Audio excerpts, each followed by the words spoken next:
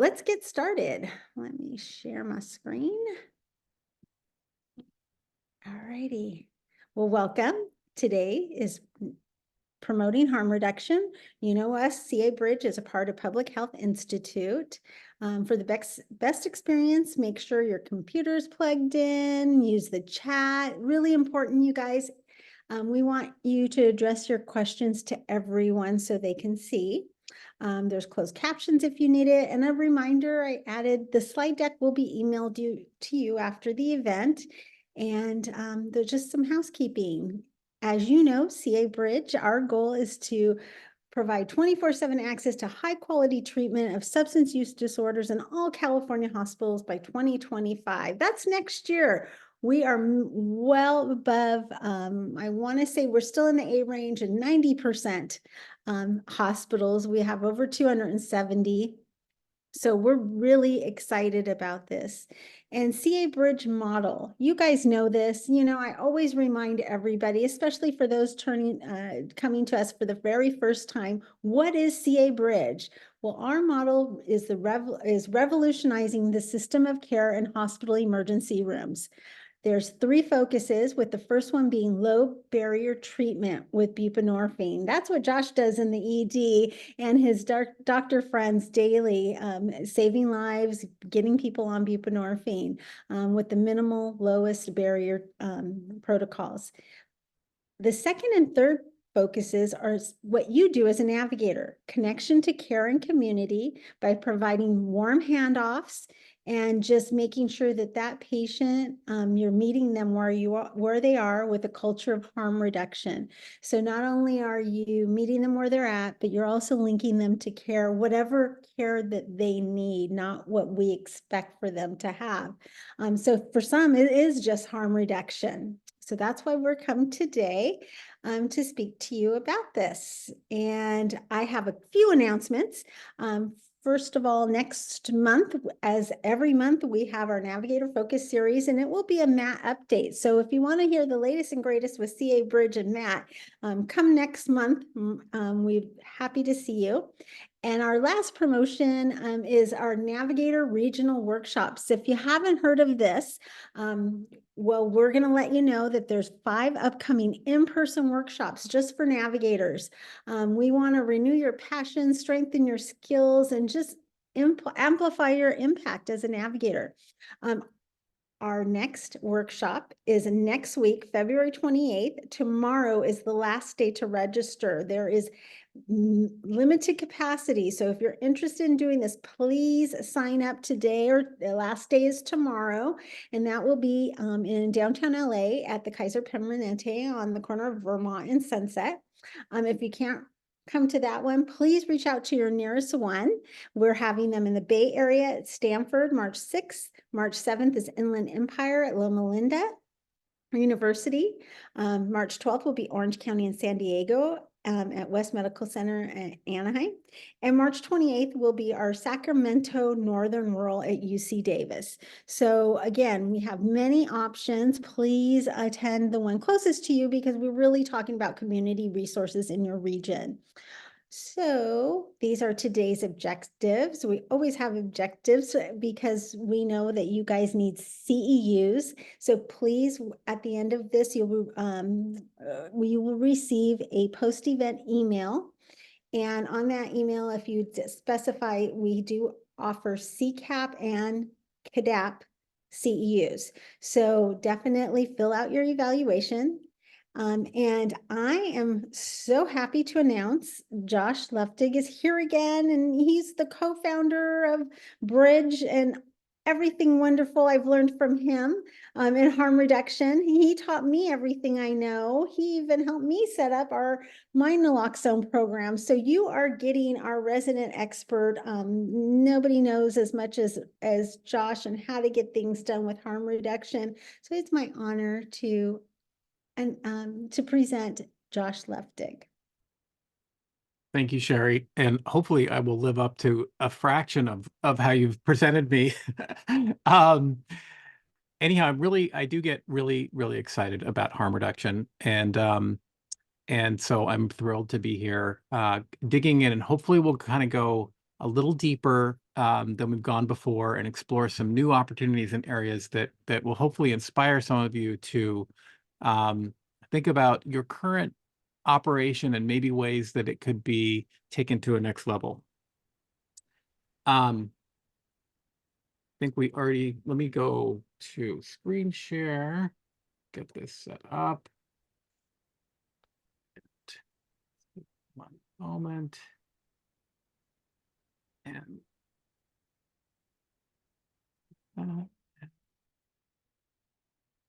there we go. Okay. So hopefully we can all see the screen.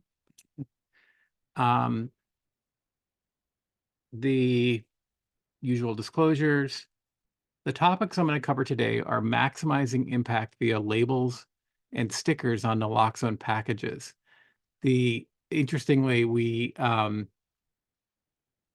term label and sticker, we actually call them stickers, or what we put on, because labels are usually what pharmacists would say. It's sort of almost a trigger word for pharmacies and pharmacists, because labels is what they put on that are patient-specific labels that have lots of regulations around them. And we actually fought many early battles to not require patient-specific labels on naloxone that we were distributing. So we wanted to distinguish the stickers, the labeling that we put on, which I will go into in depth in this lecture, as distinct from those types of labels. So we kind of gravitated towards the word sticker. But we're going to talk about that, and how to create QR codes to create a link to a free internet landing page that you can use to connect your patients and community members to important resources related to harm reduction, how to integrate digital displays, how to use free software to manage the display content, and an example of how funding was obtained, and a deep dive into one example of implementation, which is going to be my home institution.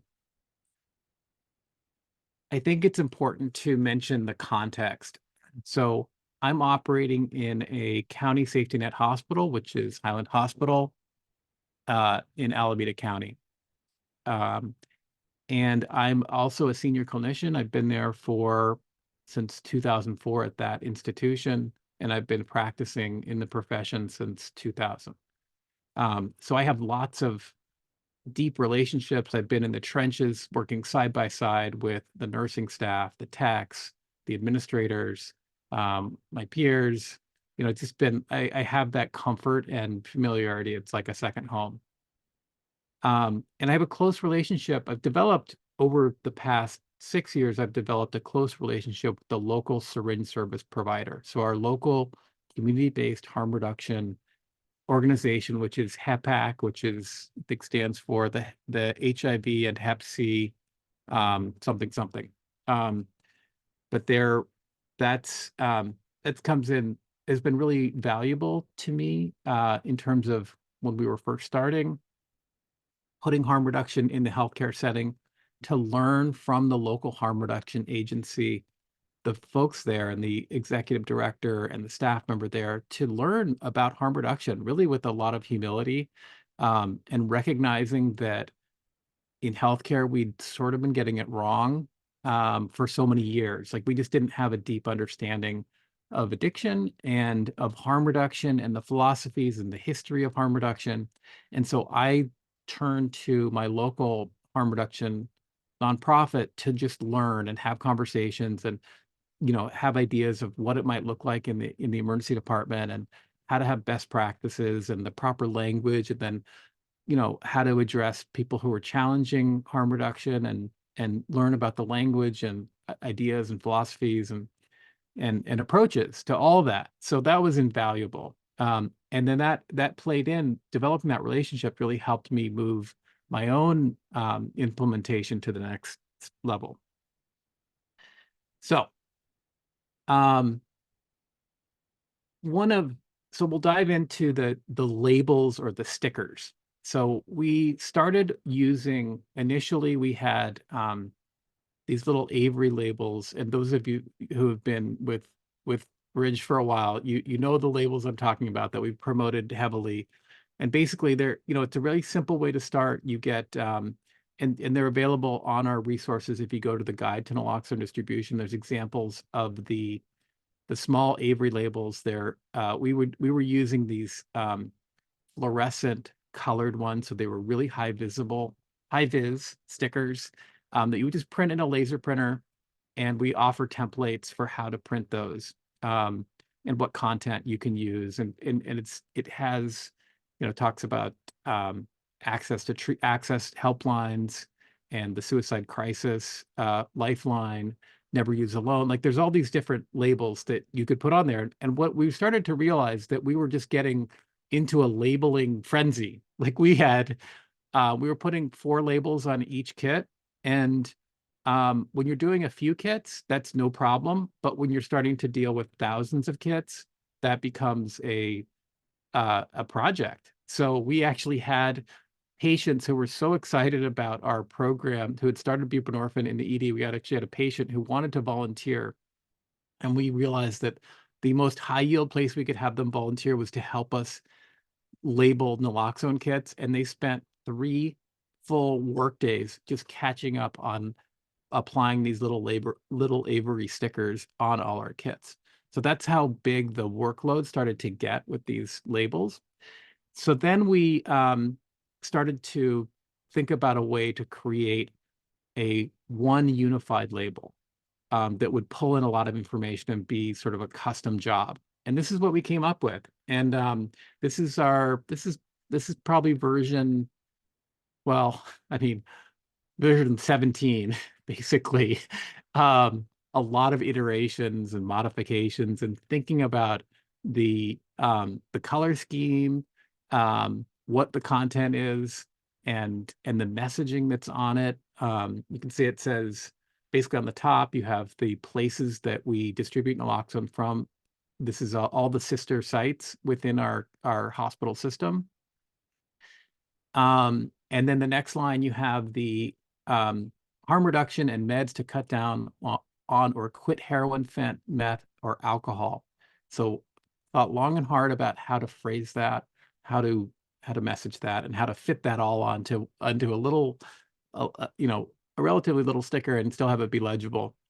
And then you have all these resources that are listed. So you have get trained on naloxone, so links to training videos, how to report an overdose reversal, where to get free naloxone, how to connect with treatment, visiting the Bridge Clinic, like basically, we have an on-site MAT clinic, and how to connect with them, guidance for how to prevent overdose, the phone number for never use alone. So that's, for those of you maybe not familiar, that's a resource that you call, and a person will stay on the line with you if you're about to use. And if you stop responding after you use, they will call 911 and send an ambulance to your location. And then HEPAC, of course, this is our local syringe exchange, and then safer use instructions on their website. And there's actually more than's listed here that this QR code points to, and we'll go into where, that landing page that goes through that QR code. Okay. So to create this label, we used Sticker Mule. I mean, there's lots of companies out there. We just picked that one just because we've used them in the past. I'm not promoting. And by the way, I'm going to be mentioning various brands. This just as an example of one example of the vendors and the resources that we used, but I'm not endorsing them in any way. I'm just giving an example. So this is if you go, within this company, we use their rectangular labels that come on a roll. And the precise size that fits on the side of a naloxone kit, both the older ones, for those that have been doing this for a while, the shorter original kits that we were getting, and the newer kits, thankfully, I was completely blindsided that they changed the form factor when it became over the counter. But luckily, they still fit on. So it's 2.25 inches width and 3.5 inches height as a custom size label. And that size seemed to work well to get all the content we on that, we wanted on there and still fit on the actual kit. As you can see, they're not cheap. Like, it does add up. Like, that's our biggest budget expense, is actually paying for the labels. So, and given that we're doing thousands of kits. So we've out of my home institution, we've distributed around 30,000 kits, which is a lot. Um, so that adds up. If you looked at the bottom, it says, 10,000, that's about 1,000 kits. So that's like, 3,000 kits in labels, if we had labeled every one of them this way, which we have. This has been, in the last year or so, we've started to use these mega labels. So it does add up, and we'll talk about ways that you might consider getting this funded, or at least the way that we got it funded. The other thing is applying the labels is, we wanted to figure out a way to make the label application easy. And so we actually got a label dispenser. This is the one we used, and we were really excited to play around with it and use it. It basically, you pull the end of the thing and the label just peels right off and you just grab it. So it just kind of you're not sitting there, scraping a label off to just apply it. It just kind of presents each label ready to be slapped on. So that became a way of just kind of mechanizing and automating and industrializing our process, really making it thinking of it as like a home office kind of thing, where we wanted to make it simple and actually really enjoyable. People really like using this label dispenser. And this is one we just got it off Amazon. Again, not endorsing any particular brand. I just want to give you actual nuts and bolts, like very pragmatic. This is a pragmatic presentation, so you can have one example, walk home, and know that you might have some guidance on a specific intervention of a year. So, one thing to think about too is the phone number that's on there. So we have the benefit of having a pretty mature system of access at my home institution. So we have a bridge clinic that's been around for years, and they have two people who are constantly managing this helpline, and they're running software, which I think is Dialpad. So they can see, it's fairly high tech. They have monitors and headsets. They can see text messages that are coming in and respond to them all in one, software platform while they're answering calls. So it's this very intensive helpline that we operate out of our healthcare system. I recognize that most hospitals don't have that. So depending on your volume, there's a couple options for what number you could put on there. You could put we generally encourage for smaller shops, or many shops, to just have the Navigator work phone on the naloxone kits, because the substance use Navigator is the most valuable resource in the community, I believe, for connecting people, getting people from the wild connected to emergently be stabilized in the ED if needed, and being connected to care. So I'm a huge proponent of that. That being said, depending on your structure, you could also consider putting your county behavioral health helpline number on there if they have a good set of resources and referral mechanism for people who have substance use disorder. So our own county, Alameda County, operates a helpline, and I had been wondering, so you can expect them to be variable in quality from county to county. And this is just through whether they're funded or not, or whether how deep they are, their own depth of expertise around MAT.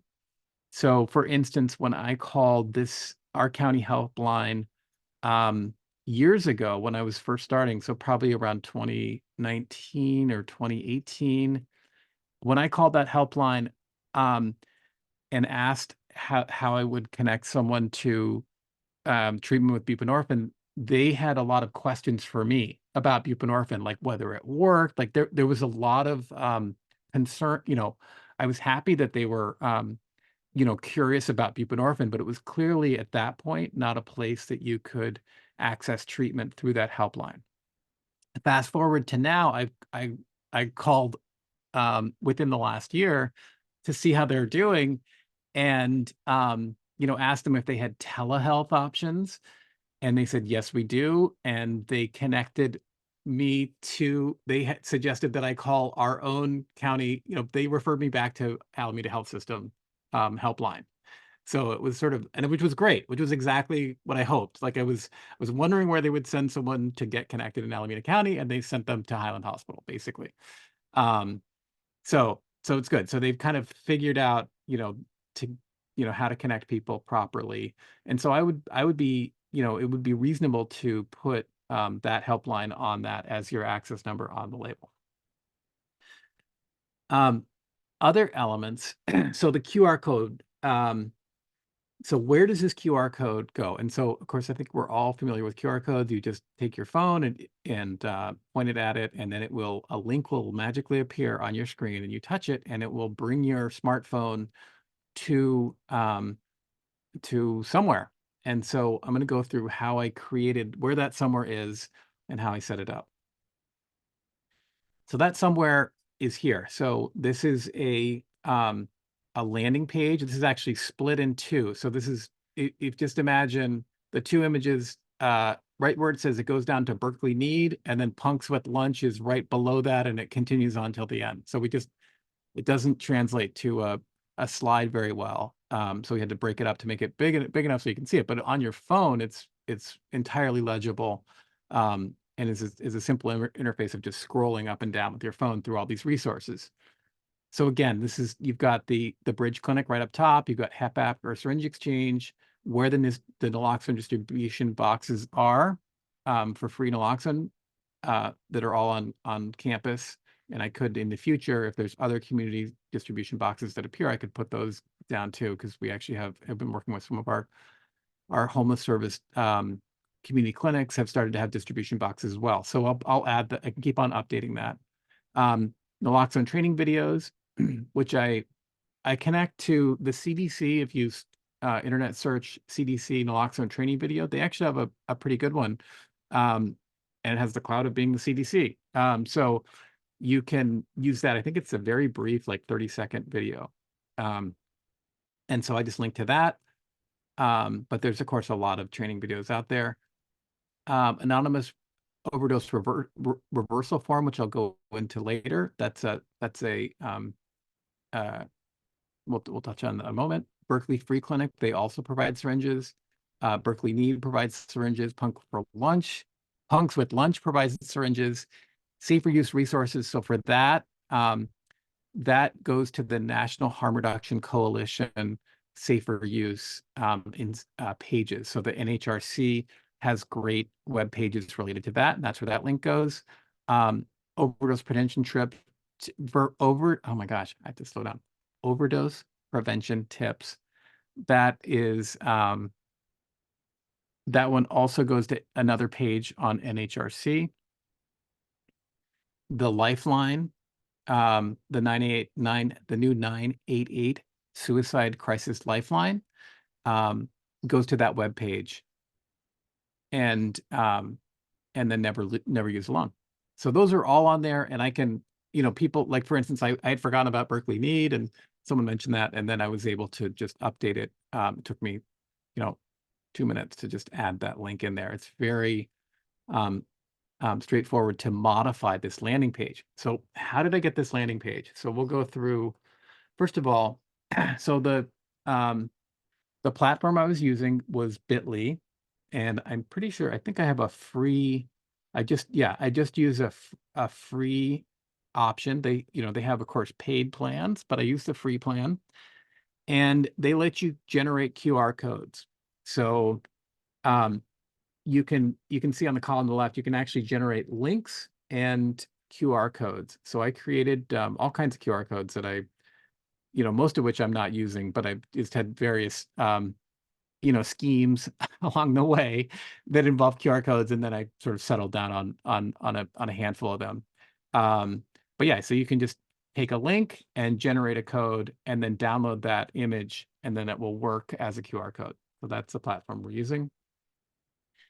And for the links, yeah, so I'm basically just going on to like Berkeley Free Clinic. I go to their website, create a link, and then I'm building this this library of links of all my resources. And then the place that we go with those links is called link in bios. So you're allowed to create one free page, one free link in bio with the free plan. And so I'm using that, and it lets you just basically build this landing page. And so that is how that resource was created, using the links, the QR codes, and then this link in bio. There's another vendor out there that calls it a link tree. In fact, that may be the name of the company. So there's other ways to go that they all kind of come up. And I think this is like if you're on TikTok or social media and you link to someone's individual thing, that's what they're using as well. So it's just kind of using that same process to create something that's useful and free for our recipients of naloxone. The other thing that I created was a reporting form. So this is using Google Forms. You could also use Microsoft Forms and any free form generating SurveyMonkey, those types of things. But I happen to use this platform, and it's very simple. Basically, you land here, and you're asked a question: was this kit used to reverse an overdose? Yes or no? And if it's no, you can give the links to a place where other parts of the form where you can give additional feedback about the naloxone distribution program. There's also optional questions that go on to ask where you received your naloxone, whether it was in the emergency department. We have distribution sites across campus. So, was it the ED? Was it the Bridge Clinic? Was it a dental clinic? Was it somewhere else? So we can get some information on where exactly they received their kit. And this allows you to, I would say this is you're not going to get a ton of data this way, but it will give you some data, and it's very easy to set up, and allows you to, DHCS likes the idea of collecting reversal data. I personally am, I have mixed feelings about that. I feel like we know naloxone saves lives. I don't feel like we need to prove that again and again and again by trying to obtain reversal data in this manner, because it is so limited. I think it really is. I think the future really is modeling, using the existing data we have around reversal rates and using that as a model and moving on, rather than trying to continue to, collect reversal data. So, so that's kind of what I have to say about that. But it is easy to set up, and you can include it in your as one of the resources. So I'm going to shift gears. That's labels. Other ways to communicate with your community. So the beauty of the labels is they become these, like, you've maximized the impact. Each naloxone kit that goes out in the world is not only being a reversal agent, but it's providing all these additional resources that are just just from a sticker are connecting people to this whole other universe of resources, and including treatment, access to treatment. So that's a huge value add. But there's other ways we can also start to create more value, and introduce more harm reduction messaging into our healthcare setting. So these are examples of digital displays. You know, the price, if anyone's tracked the price of digital displays, it's just gone through the floor. Like, it really, those displays that people would spend thousands of dollars on are now, um, hundreds of dollars. And these are just just a quick screenshot of, what you can get on Amazon. The ones that we used were smart displays that had Alexa built in. So you can get one, as you can see, at 32-inch, which is plenty big. We used, I think, 43-inch ones. In fact, yeah, that is the ones we used.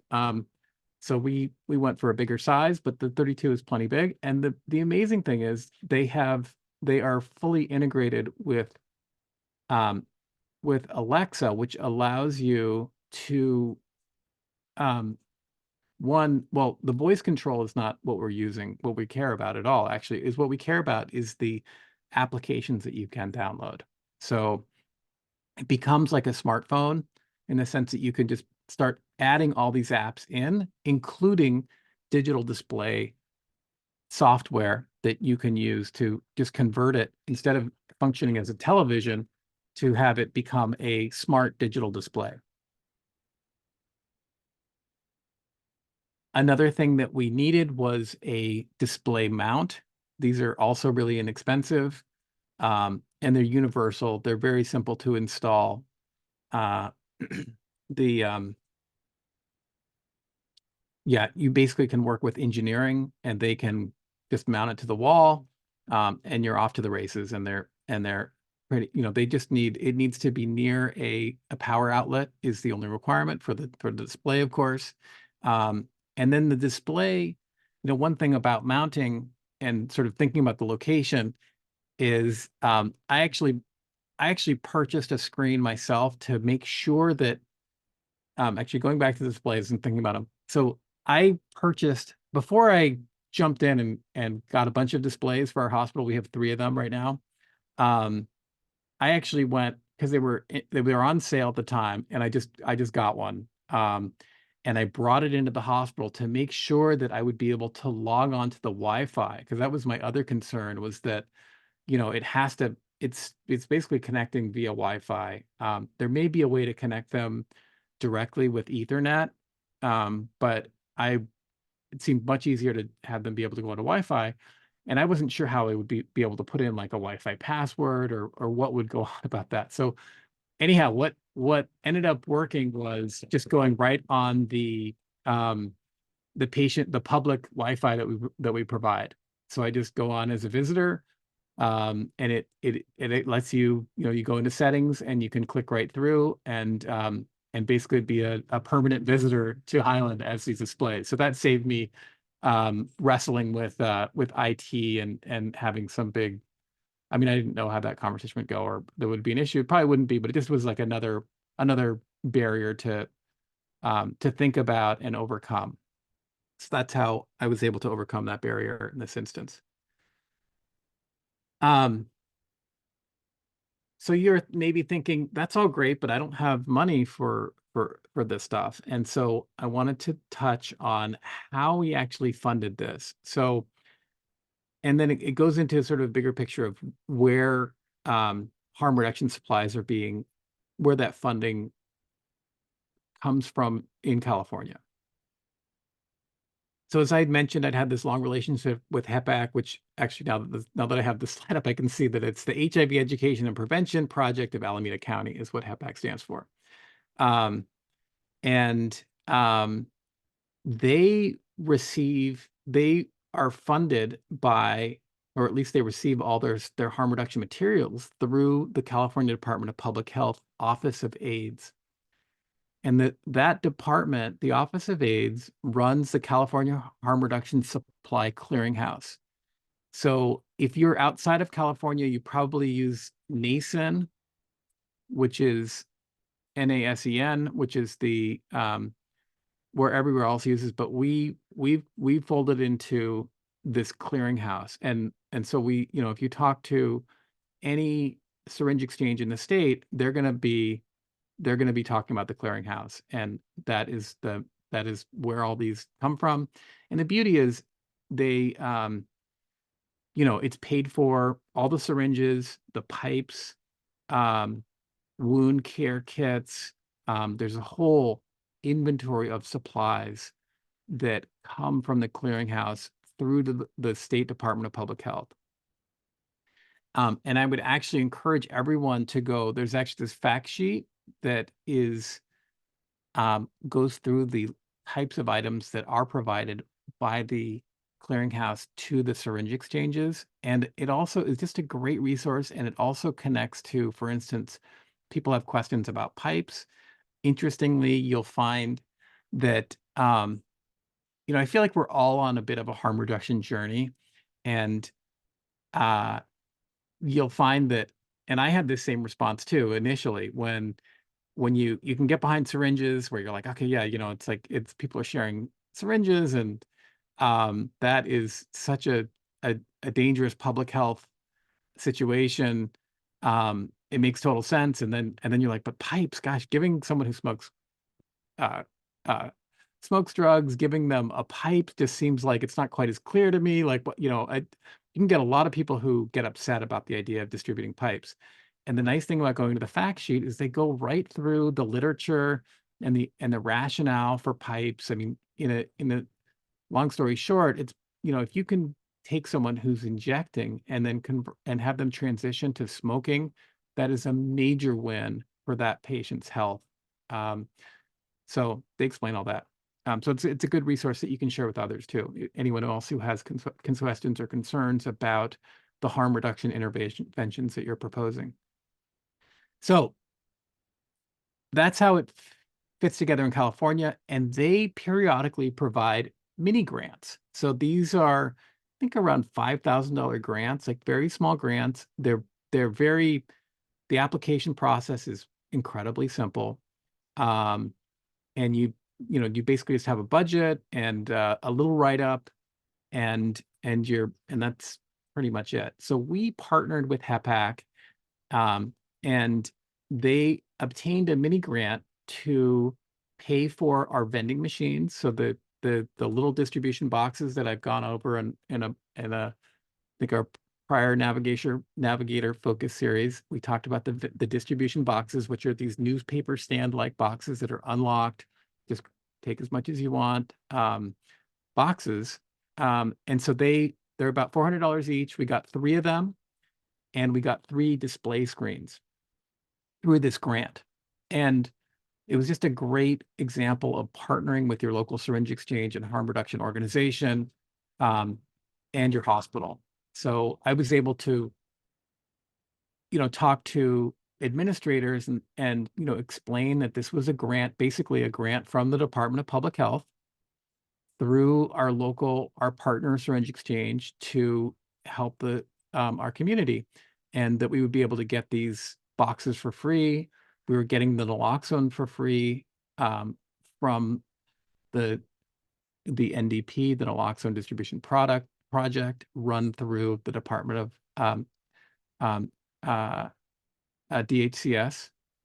So both of those agencies, DHCS, Department of Healthcare Services, and the Department of Public Health, were basically joining forces to give us a free vending machine, all the naloxone we ever could use, and these digital displays.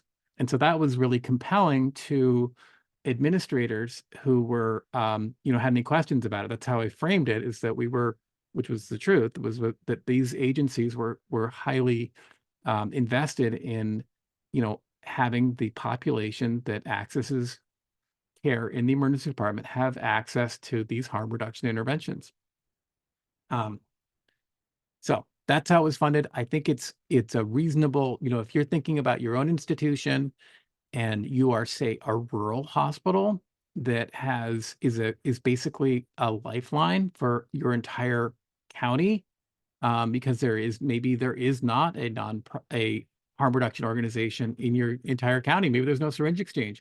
You could partner out of county. There's no you could find you could potentially even partner with HEPAC. You could find a nonprofit harm reduction organization that's out of county potentially, and see if they wanted to go in on a mini grant together, and partner in that way. Or if you're a safety net hospital, I mean, it sells itself. Like, you just have a high volume of homeless and co-occurring mental health disorders and people who are really, really vulnerable and high risk for contracting and transmitting HIV and Hep C. And so it's really high yield. And that's such a, in the world of grants, a $5,000 grant is just tiny, and yet it goes so far. Um, the to back to the nuts and bolts around the display. So the software, I've used a couple software platforms. One started as free, and then they kind of they became not free, and I sort of inadvertently paid $600 over a couple of months to um keep the platform up. It was not great. So I was that was a little distressing. And so I switched to AbleSign, which is an app that you can, well, it's a couple things. One, it's an app that it interfaces with Amazon, with their Amazon Fire app. So you download this app, and then you have you log onto the internet and sign in, and then you have digital sign-in software. So from my home laptop, I'm able to um, manage 3 screens in the hospital, and control what they display, how long they display it, do all the transitions between images and video, and it's fantastic. So I've been really happy with that. If they do the same thing and start charging for this service, then I'll try and find another provider. But that's what I'm using now. I will say one limitation is that because I am using the Amazon software, I'm signed in under my own name. So I had to turn off notifications that like a package was delivered would pop up on the screen. Um, so that is a known limitation. That's the way I'm operating. And this is full transparency of the benefits and the drawbacks of the way that I chose to set things up. The main driving principle um, was keeping it as inexpensive as possible. So you can pay whatever amount you want for these digital displays. You can spend thousands of dollars on really fancy digital displays. You can spend thousands of dollars on fancy software. You can pay someone to set it up and manage the content and do all those things. My goal was to do it on a shoestring, because I just didn't have those funds. I didn't feel like it was a worthy way to spend money when I realized I could probably do this really inexpensively using these routes. So I'm going to wrap things up by going through some of the content that's on the screens. And this is sort of our main screen image that has the bridge clinic access line and the hours, and some of the friendly faces of our navigators and clinicians that you would meet down in Bridge Clinic. I also have just some very simple harm reduction messaging, because I just felt, there are clinicians and nurses and techs that walk by these signs as well and stop and look at them, and the general public. I just wanted to get the message that buprenorphine saves lives. It's amazing. I know this is, if you have maybe a 3rd grade health literacy, you're not going to be maybe totally getting all this, but I think a lot of people, you're sitting there, you have a captive audience. So basically these screens are located in our waiting rooms. So they are positioned so that as you're sitting there, many times now that we're boarding and we're completely backed up, it may be for hours, you're watching this thing loop through, and you're just getting, so after a while it starts to sink in. So basically we have it in our ED waiting room, our dental clinic waiting room, because we identified that as a place where a lot of high risk folks are coming in. because you don't necessarily, if you're not accessing healthcare, when you have dental pain, you will come in to the hospital, even kicking and screaming, because you can't get around the fact that you have horrible dental pain. And then in our bridge clinic waiting room. And then we have, this is another image, which basically just shows the places that we have our vending machines and the emergency department, the dental waiting room, and the bridge clinic. And then there's also a social needs vending machine. And then it rolls through to, this is the one, our first, our vending machine is right in the hospital entrance.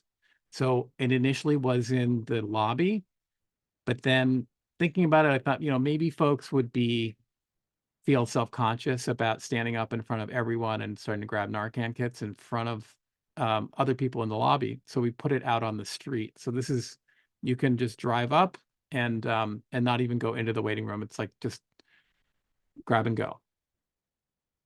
And then in our dental clinic and then our bridge clinic is the third display and vending machine combo location.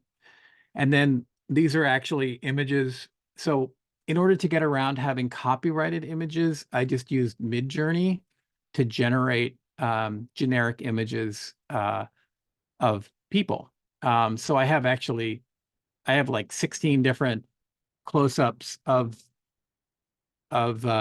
AI generated these really beautiful images, I think. And then just these simple messages, save a life, carry naloxone, that also loop through.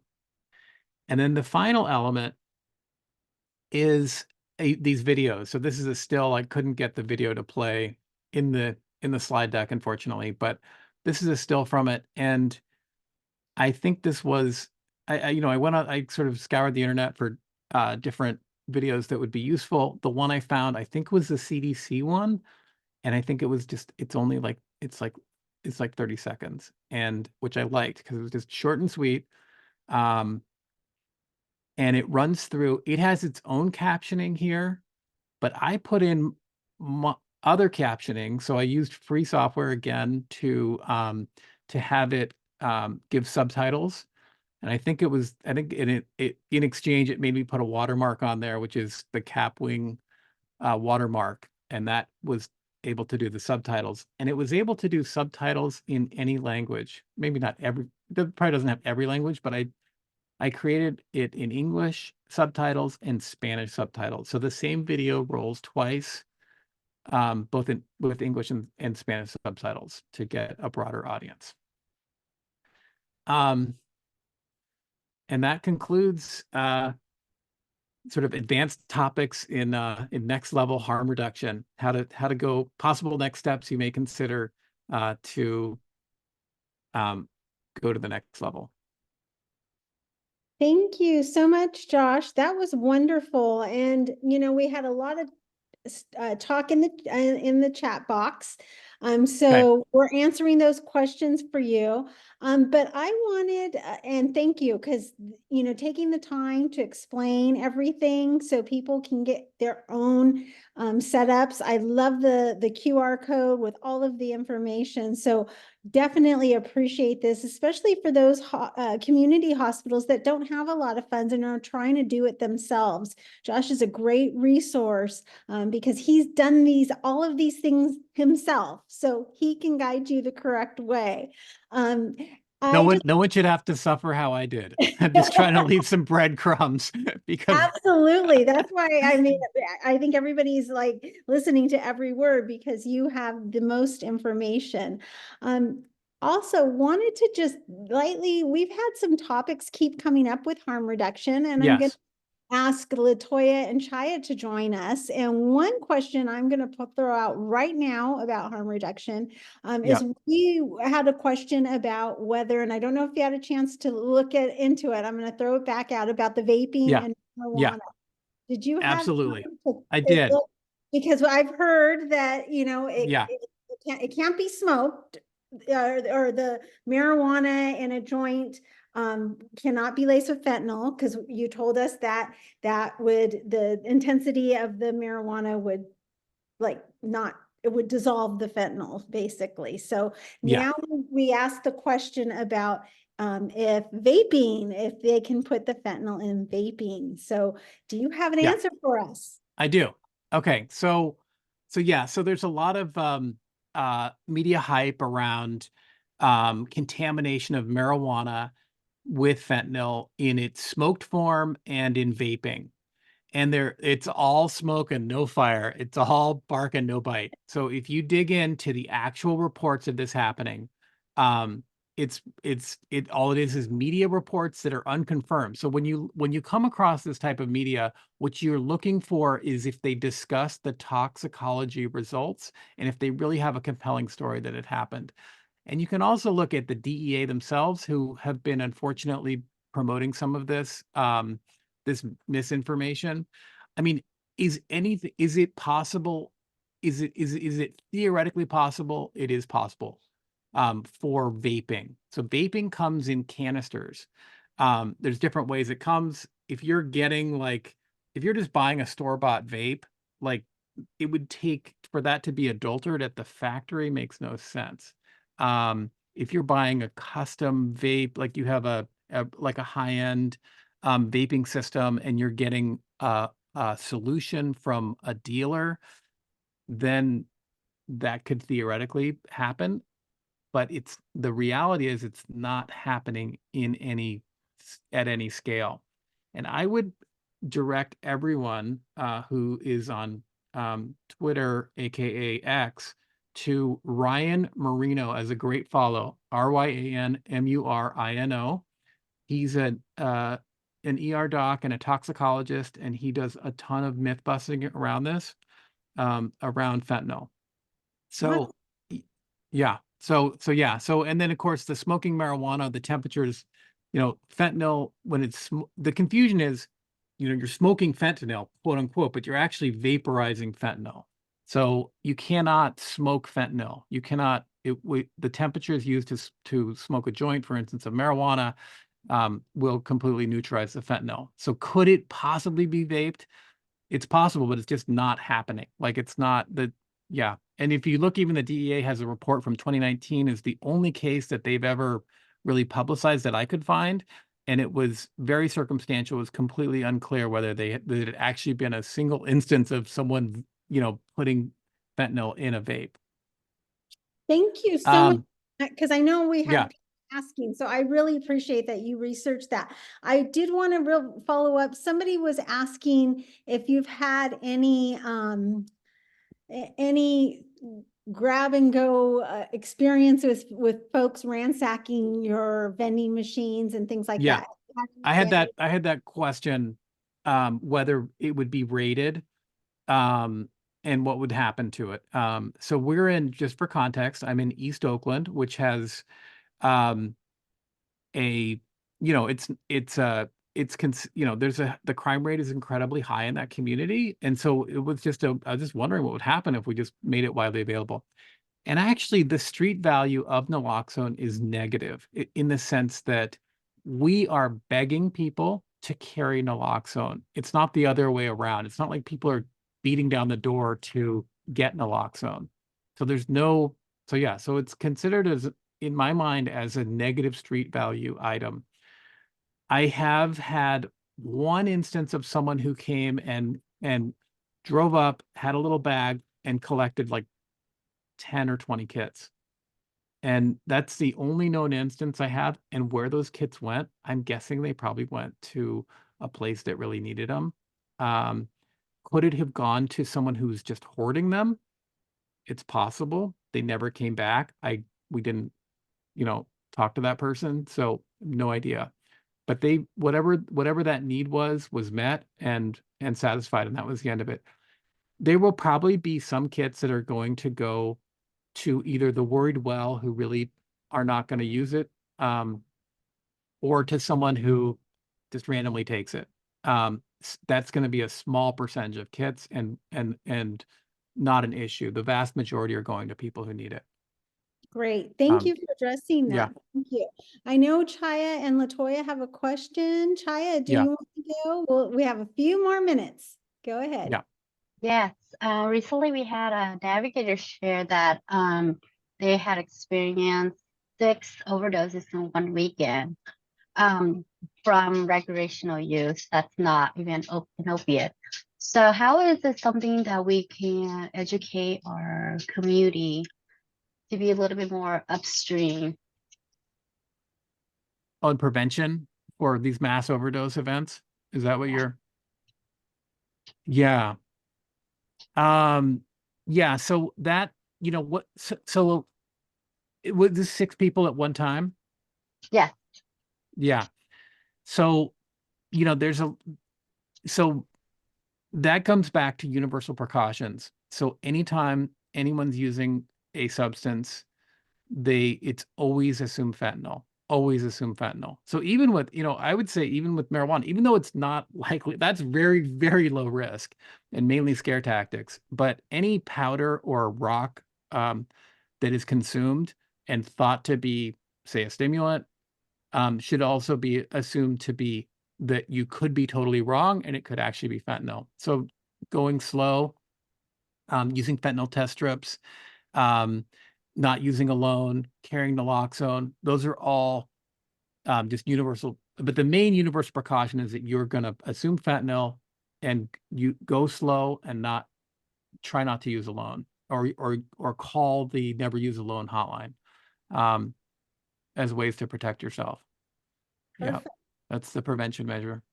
Thank you. And we have one more. Latoya, are you with us? One more question. We're gonna run over, but that's okay because I want people to get these answers. That's very important to us. Go ahead, Latoya.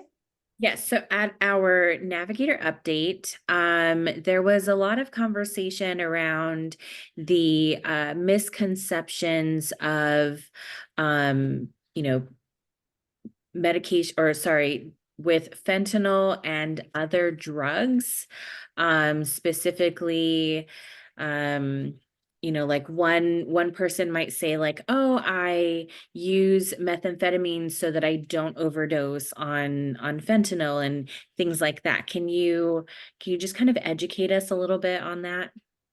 Yeah, there is a lot of co-use. I mean, that is pretty much the norm these days. I mean, people seem to be using stimulants along with fentanyl um, more often than not.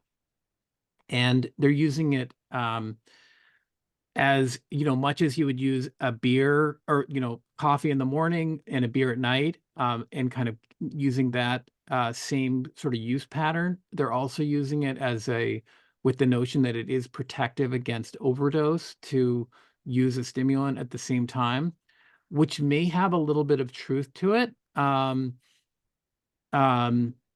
and because basically the stimulant will keep you alert to some degree. If you're going to take what would be a fatal dose of fentanyl, you cannot rely on a stimulant to prevent that from happening. It's more of an incremental effect, but the belief system is strong. And then there's just alternating use. So a few days of you're coming down off washing out of a stimulant, and your mood is just can be very dysphoric, and so it can be a mood boost to use fentanyl and sort of back and forth.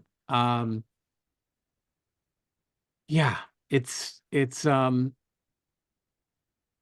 yeah, and then there's inadvertent co-use. So there's so many pipes that are used for both fentanyl and meth or crack, that you can have residue. And so that's where the inadvertent overdoses can happen. If you have a powder that has been either someone sold you a powder and they mixed them on the, not in, they may not have had meticulous. Fentanyl is so powerful that a little bit of fentanyl that was left on the same table that someone was making baggies, um, could have cross-contaminated. And so that's where you can get some of these inadvertent overdoses or even inadvertent use disorders, where someone has the same dealer who's doing this on the regular, and they're developing a fentanyl habit, um, sort of without really knowing that's the mix that they tend to get. It's not happening at the producer level. So the stuff that like the Hondurans are bringing into to the Tenderloin, that is pure fentanyl. that is not mixed. It's happening at the lower level, dealer level, or friends giving it to other friends and just having sloppy practices. Great. You know what? I'm gonna have to cut us off for time. I'm so sorry, you guys. I know I already see people requesting Josh again. Yes, he will come back. I'm already gonna confirm a date for him because it just seems like we can never get enough of this stuff, Josh. And thank you so much for bringing this to us because, you know, our navigators want to be experts and you're teaching them the correct way. So we thank you a million for Thank being. you. Thank you for having me.